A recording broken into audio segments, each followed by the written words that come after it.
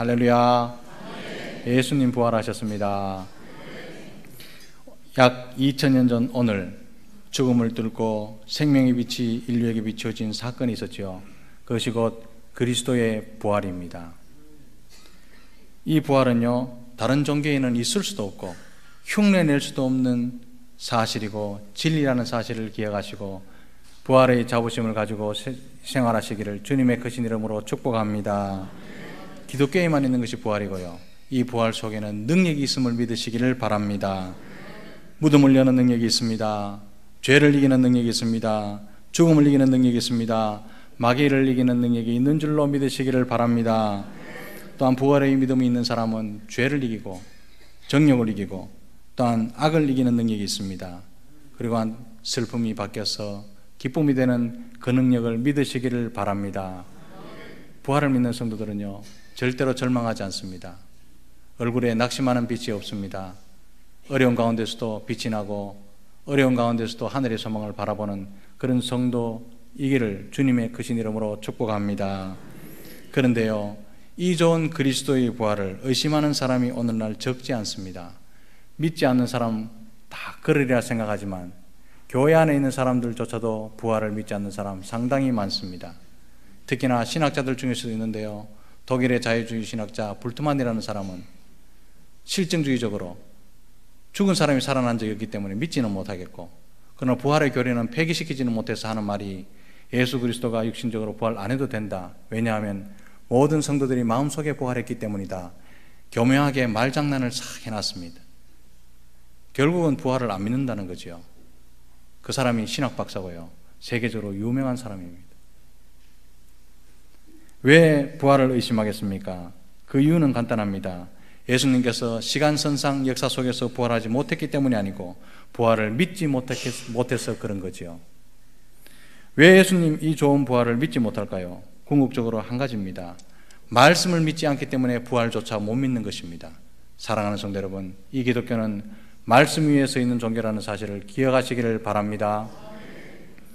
예수님께서 부활하시고 난 뒤에 엠마오로 내려가는 두 제자에게 만나셔서 내 살아났다, 내 믿으라, 이러면 간단할 텐데 우리 예수님께서 엠마오로 내려가는 동안 말씀으로 모세의 글로부터 시작해서 모든 선지자의 글을 하나하나 정리하시면서 말씀으로 이해를 시켰습니다. 쉬운 일인데 내 살아났다, 내가 예수다, 죽었다가 다시 살아났다니까 이러면 간단하게 끝나는데 오랫동안 내려가시면서 모세의 글에 보면, 선지자의 글에 보면, 시편에 보면 하나하나 말씀을 가르치면서 깨우쳐 주신 이유가 무엇일까요? 기독교의 신앙은 말씀 위에 서 있지 않으면 무너지기 때문임을 기억하시기를 바랍니다. 말씀을 믿으면 부활을 믿을 수 있고, 부활을 믿으면 소망이 있고, 소망이 있으면 능력이 있는 줄로 믿습니다. 어떤 사람은 믿음의 근거를 이성과 경험에 두는 사람이 적지 않습니다. 그런 사람은요, 경험을 아주 중요하게 생각합니다. 경험으로 하지 않고 다른 사람이 경험하지 않으면요, 말씀을 믿으려고 하지 않습니다. 이런 사람은 합리적으로 성경을 해석하는 사람들이죠. 그래서 모세오경부터 시작해서 모세오경은 모세가 받아쓴 그런 기록이 아니다. 오랜 세월 동안 많은 사람이 편집한 그런 글이 모세오경이다. 그래서 JEDP 문서로 갈라놓았다. 이런 사람들이요, 인본주의 사람, 자유주의 사람입니다. 사람들은 왜 그걸로 혹합니까? 똑똑하게 보이거든요. 이해하기 쉽거든요. 합리적으로 보이거든요. 그러나 그것은 하나님의 말씀을 위배하는 일입니다. 그리스도의 부활도 그렇습니다. 경험적으로 볼 때 죽었던 사람이 살아난 적이 있느냐 이겁니다. 의학적으로 과학적으로 볼 때 그런 일이 있을 수가 있느냐 이거죠. 그게 다 실증주의적이라고 말합니다. 실증이 있냐 이겁니다. 없으니까 의심하고 말씀조차 거부하는 거죠. 사랑하는 성도 여러분, 그러나 성경에 보면 부활하신 증거가 이것이다 나열하려고 증거들을 모으려고 노력하지 않습니다. 왜냐하면 당연한 사실이기 때문에 그런 줄 믿으시기를 바랍니다. 당연한 사실인데 증거를 댈 필요가 있는 얘기입니다. 단지 믿으라 말씀하십니다. 증거가 빈약하기 때문도 아닙니다. 증거할 필요가 없이 실제로 역사 가운데 일어난 사실이기 때문에 믿으라 말씀하시는 것을 기억하시기를 바랍니다. 보지 못하고 믿는 자들이 복되다라고 말씀하셨습니다. 예수님께서도 부활에 대한 확실한 근거로 구약의 말씀을 예로 드셨습니다. 그것이 오늘 본문이죠. 오늘 본문에는 예수님께서 부활이 없다, 영생도 없다, 천국도 없다 이렇게 말하고 돌아다니던 사두개인들에게 부활에 대해서 논쟁하시고 가르치신 내용입니다. 여기서 예수님은요, 출애굽기 3장 6절 말씀을 인용하시는데 그 내용이 무엇이냐 하면 모세에게 나타나신 하나님께서 이렇게 말씀하시죠. 나는 아브라함의 하나님이요 이삭의 하나님이요 야곱의 하나님이다. 그렇게 말씀하셨습니다. 출애굽 당시의 모세보다 벌써 최소한 600년, 700년 앞서 살았던 믿음의 선조들을 말씀하시면서 아브라함의 하나님, 이삭의 하나님, 야곱의 하나님이다. 그렇게 말씀하시는 거죠. 그분들은요, 모세 당시에 벌써 죽었습니다. 무덤에 누워 있습니다. 진골이 뼈가 있을지 없을지 의심이 될 만큼 세월은 오랫동안 지났습니다. 그런데 이 말씀이 무슨 말씀이냐면 이 땅에서는 죽었다 하더라도 하나님 앞에서는 여전히 살아있다고 하시는 말씀이 나는 아브라함의 하나님이요 이삭의 하나님이요 야곱의 하나님이다 라는 말씀의 의미지요. 만약에 이들이 하나님 앞에 죽어버렸다면 하나님은 나는 아브라함의 하나님이었느니라 그렇게 해야 맞습니다. 그런데 하나님은요, 나는 아브라함의 하나님이다, 이삭의 하나님이다, 야곱의 하나님이다 그렇게 말씀하시는 이유는요, 그들이 살아있기 때문에 그렇습니다. 그리고 예수님은 이렇게 결론을 지으시죠. 하나님을 죽은 자의 하나님이 아니요 살아있는 자의 하나님이라고 선포하십니다. 사랑하는 성도 여러분, 여기에는 많은 의미가 있지만 두 가지 의미를 우리가 살펴보겠습니다. 이 말씀은 우선 믿음으로 살았던 자들에게는 영원한 죽음이 없다는 것을 선포하시는 말씀의 내용인 줄 믿으시기 바랍니다. 예수 안에서는요, 죽은 자가 없답니다. 우리 예수님도 이렇게 말씀하십니다. 요한복음 11장 25절 26절 말씀 보면 예수께서 이르시되 나는 부활이요 생명이니 나를 믿는 자는 죽어도 살겠고 무릇 살아서 나를 믿는 자는 영원히 죽지 아니하리라 말씀하십니다. 사랑하는 성도 여러분, 이 예수 안에서 영원히 죽지 않는 부활의 복음, 능력의 복음을 간직하시기를 주님의 크신 이름으로 축복합니다. 사랑하는 성도 여러분, 성도는 이 땅에서 죽지만 실제로는 죽음의 터널을 지나 다 살아있음을 믿으시기를 바랍니다. 성도가 죽는다는 것은요, 육신의 장막을 잠시 벗어두고 더 자유롭게, 더 평화스럽게, 더 풍성하게 하나님과 함께 있다는 증거입니다. 그러다가 구원이 완성될 때 완전한 몸을 입으로 다시 왔다가 다시 살아나게 되는 부활, 그 이해하기 쉽지 않습니까? 사람은 안 죽었으니까, 죽음의 터널을 지나 영원히 살고 있으니까 그 사람들이 잠시 와서 자신의 육신을 다시 찾아 일어난다, 부활한다, 이해하기 쉬운 것입니다. 그 증거로, 그 부활의 첫 열매로 예수 그리스도께서 부활하셨음을 믿으시기를 바랍니다. 그래서 예수 그리스도의 부활은 부활의 첫 열매다라고 말씀하시는 겁니다. 또한 이 말씀은 하나님은 모든 세대에 살아있는 모든 자의 하나님이다라는 말씀의 의미입니다. 아브라함 때도 살아있는 자의 하나님이시고 지금도 살아있는 자의 하나님이신 줄 믿으시기를 바랍니다. 그리고 마지막 날에도 살아있는 자의 하나님이 되실 줄로 믿습니다. 사랑하는 성도 여러분, 마지막 날에는요, 모든 사람이 다 부활할 줄로 믿습니다. 성도들도 부활합니다. 불신자도 부활합니다. 이단도 부활합니다. 그러나 그날에는 그리스도 안에서 살아있는 자들에게만 영생이 있다는 사실을 믿으시기를 바랍니다. 나머지는요, 영벌이죠. 그러므로 부활은 모든 믿는 자에게 능력이 될 줄로 믿습니다.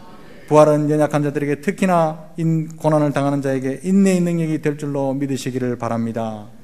실제로 예수님이 겟세마네 동산에서 잡히신 것을 본 제자들은 다 도망쳤습니다. 왜냐하면 죽으면 끝장이니까. 부활을 못 믿고 있으니까. 죽으면 여기서 끝이다, 우리 도망가자, 뿔뿔이 다 흩어졌죠. 물론 베드로는 햇말이 있어 나오니까 칼 빼갖고 몇 번 휘두르다가 역시 도망갔습니다. 왜 그렇습니까? 죽으면 끝장이니까. 그러나 부활하신 주님을 만나 다시 사는구나, 이걸 확인하고 난 이후에는 능력의 사도들로 바뀌었음을 기억하시기를 바랍니다.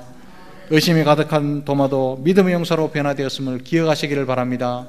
사랑하는 성도 여러분, 예수 그리스도의 부활, 그 믿음으로 말미암아 의심이 변하여 확신이 되시기를 주님의 크신 이름으로 축복합니다. 연약함이 변하여 강함이 되시기를 주님의 이름으로 축복합니다. 성경을 보면 부활하신 주님을 만난 사람들은 두 번 다시 주저앉지 않습니다. 두 번 다시 낙심하지 않습니다. 고난받으신 주님 앞에서는 주님 모릅니다. 나는 저 사람 모릅니다. 그렇게 부인했던 연약한 사람도 부활하신 예수님을 만난 이후에는 죽기까지 끝까지 믿음을 포기하지 않았다는 사실을 기억할 필요가 있죠.